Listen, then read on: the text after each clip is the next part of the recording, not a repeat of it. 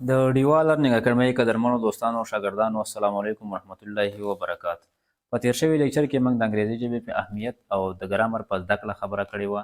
نن لیکچر کې موږ پارټ اف سپیچ وایو، یعنې د جملې اجزا وایو چې ورته د خبرو برخې هم وایي. پارټ اف سپیچ یعنې د خبرو اجزا زموږ سره اته دي چې ورته ناون، پروناون، ورب، adjective, adverb, preposition, conjunction او interjunction وایي. په نن لیکچر کې موږ ناون وایو او د ناون قسمونه به وایو. دوستانو چې کله موږ یو جمله ولیکو نو په جمله کې زموږ سره مختلف الفاظ وي.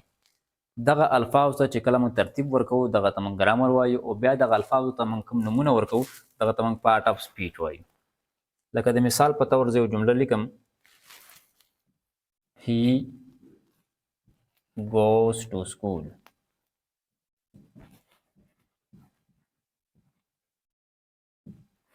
دې جمله کې زموږ سره مختلف الفاظ دي.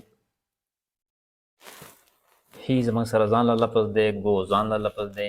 to ځان له لفظ دی، او school ځان له لفظ دی. او دې الفاظو ته موږ نومونه ورکړي دي. لکه he ته موږ پروناون وایو، goes ته موږ ورب وایو، دغه شان to ته preposition وایو،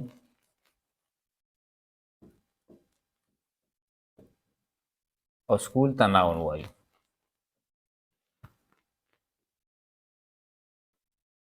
دا نومونه چې کوم موږ ورکړي دي ته موږ پارټ اف سپیچ وایو،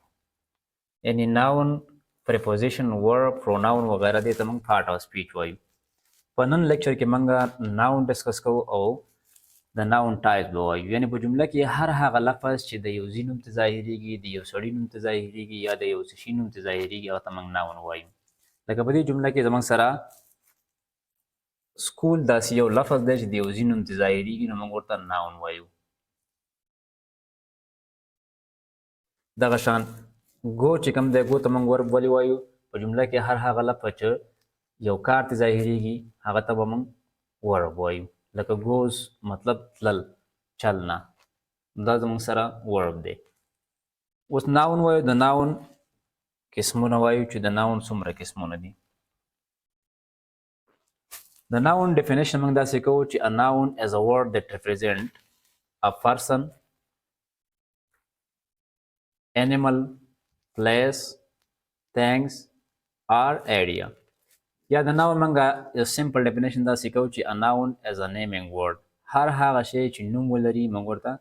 ناون وایو. لکه په دې جملو کې زموږ سره داسې الفاظ چې هغه نه د یو ځي نوم ظاهریږي، د یو کس نوم ته ظاهریږي، یا د یو شي نوم ته ظاهریږي، نو هغه ته موږ ناون وایو. لکه په دې جمله کې زموږ سره مختلف الفاظ دي. هی ځان له لفظ دی، رایټ ځان له لفظ دی،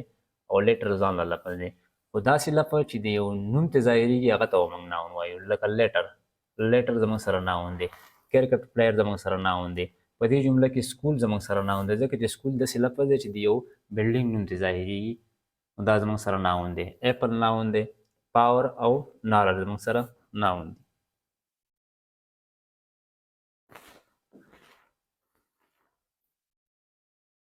ناون زموږ سره مختلف قسمونه کېدلی شي، ځکه چې ناون به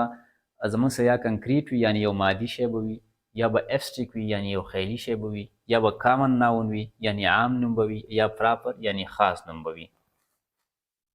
د ناون زموږ سره دا ټایپس دي: کامن ناون دی، پراپر ناون دی، کنکریټ ناون دی، ابسټریک ناون دی، کاونټیبل، انکاونټیبل، کلیکټیو ناون، کمپاوند ناون، پوسیسیو ناون او جرن. دا زموږ سره د ناون قسمونه دي، یعنې د ناون ټایپس دي. دا ون بای ون اوس موږ ډسکس کوو. کامن ناون څه ته وایي؟ د نیم اف ا کامن پرسن، پلیس اور تھنګ. د یو عام سړي نوم، د یو عام ځي نوم، یا د یو عام شي نوم ته موږ کامن ناون وایو. یا د مثال په توګه بوای زموږ سره یو کامن ناون دی، ځکه چې بوای هر یو الګ بوای کېدلی شي. امجد هم بوای دی، اسلم هم بوای دی، احمد هم بوای دی. دغه شان سیټي زموږ سره یو کامن ناون دی، ځکه چې سیټي زموږ سره لاهور هم سیټي ده، پېښور هم سیټي ده، اسلام آباد، فیصل آباد، کراچي، کابل وغیره زموږ سره سیټي ده. ټیچر هم زموږ سره هر یو کس ټیچر کېدی شي سکول زموږ سره بلا شي سکولونه کېدی شي دا یو عام نوم دی یو کامن ناون دی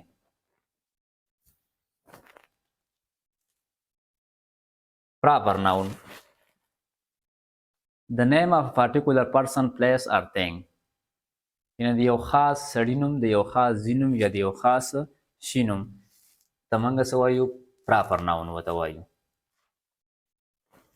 لکه د مثال په طور اسلام آباد زموږ سره د یو خاص ښار نوم دی دغه شان عمران خان زموږ سره یو پارټیکولر نیم دی یو پراپر ناون دی یعنی هر یو کس عمران خان نشي کېدلی هر یو ښار اسلام آباد نشي کېدلی نو دا زموږ سره پراپر ناون دی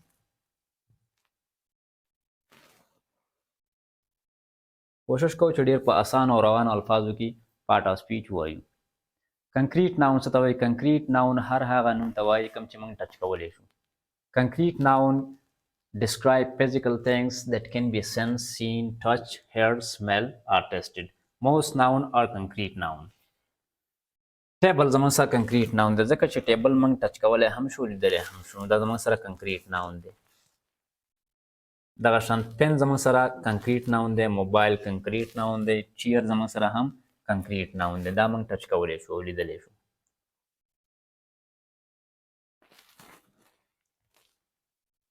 abstract noun څه ته وایي abstract noun خیالي نوم ته وایي یعنې داسې نوم چې هغه موږ ټچ کولی نه شو او لیدلی نه شو لکه د مثال په طور love, truth, power او freedom دا زموږ سره نومونه دي خو دا موږ ټچ کولی نه شو نو دې ته موږ څه وایي abstract noun ته وایي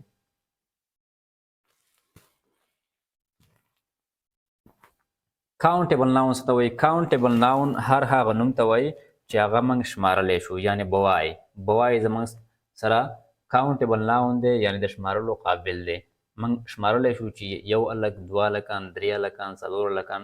دغه شان ټیبل موږ هم شمارلی شو چیر هم شمارلی شو اپل هم شمارلی شو نو دا زموږ سره countable noun دی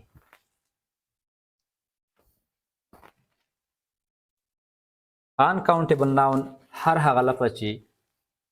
هغه موږ شمارلی نه شو یعنی هر هغه نوم چې هغه د شمارلو قابل نه وي نه شمارلی کېږي هغه ته موږ countable noun وایو لکه د مثال په طور واټر شوګر ملک او رایس یعنی اوبه چینی شوده او چاول وغیره دا موږ شمارلی نه شو نو دې ته موږ uncountable noun وایو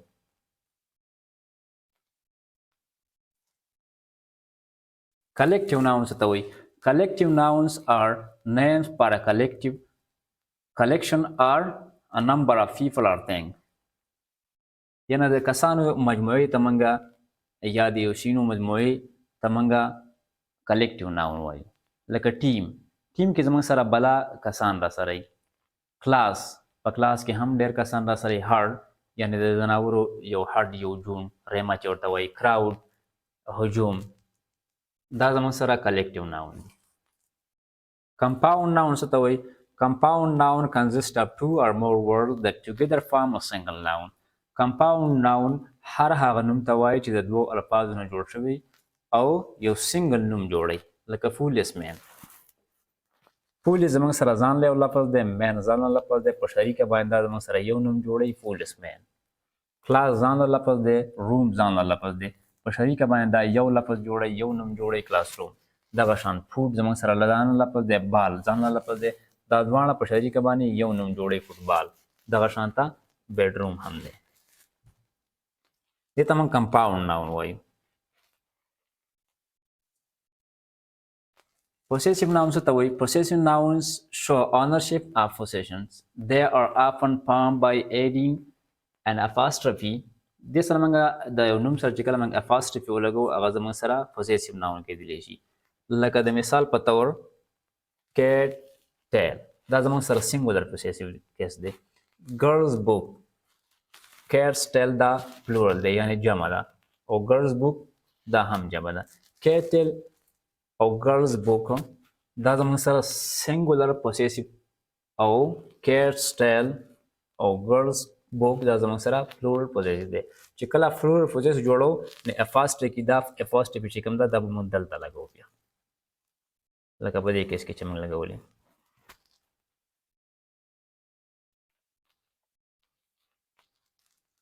journal څه ته وایي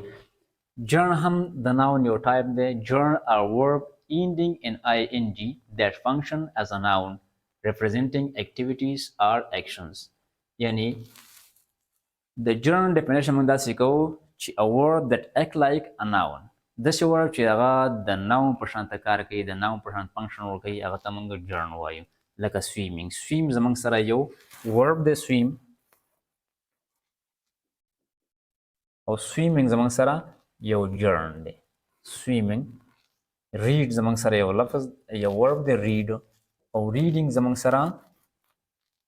یو journal دی لکه مثلا he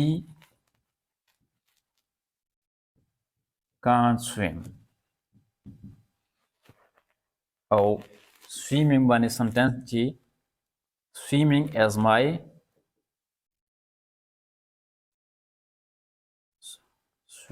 as my favorite sport swimming is my favorite sport دا شان reading زموږ سره journal دی او read زموږ سره verb دی